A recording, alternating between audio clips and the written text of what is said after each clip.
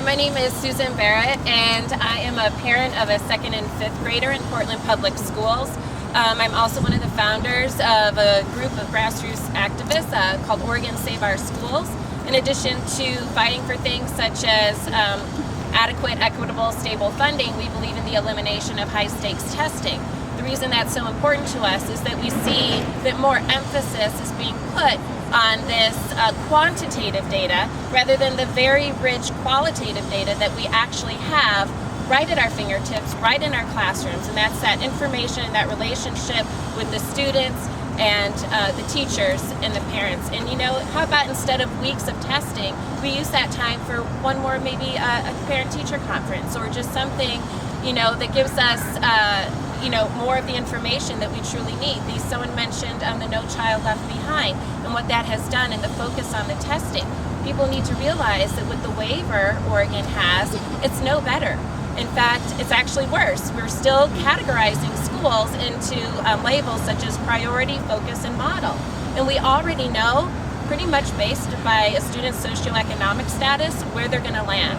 My kids are going to do pretty well. They're native English speakers. They don't have to worry about having a stable roof over their heads. They have food in their bellies and don't have to worry where their next meal is going to come from.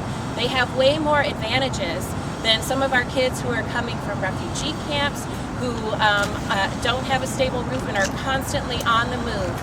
So these are the things that we need to be addressing, and by focusing on just the test scores, by having things that the state is putting money into, like a return on investment dashboard, focused on, okay, if we raise our 3rd grade test scores, what will our economic prosperity be?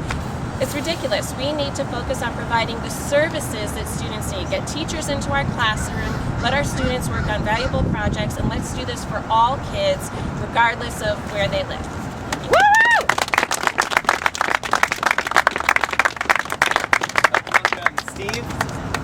Steve, please. Hi, my name's Steve Buell. I'm a 43-year plus school teacher, retired now. And the thing that bothers me about testing is the same as it bothered me when I was teaching school. You have education and you have testing in that. And the testing, what they test is a little part of the education. And so what we're doing is sacrificing everybody's education, the children from the 1st grade on out, all the way through on the kind of the altar of test scores, and that's all we really care about. It's as if we had, the only thing you judge your child on is whether they had their room clean. They, I mean, how many of them would fail? 95% of them probably.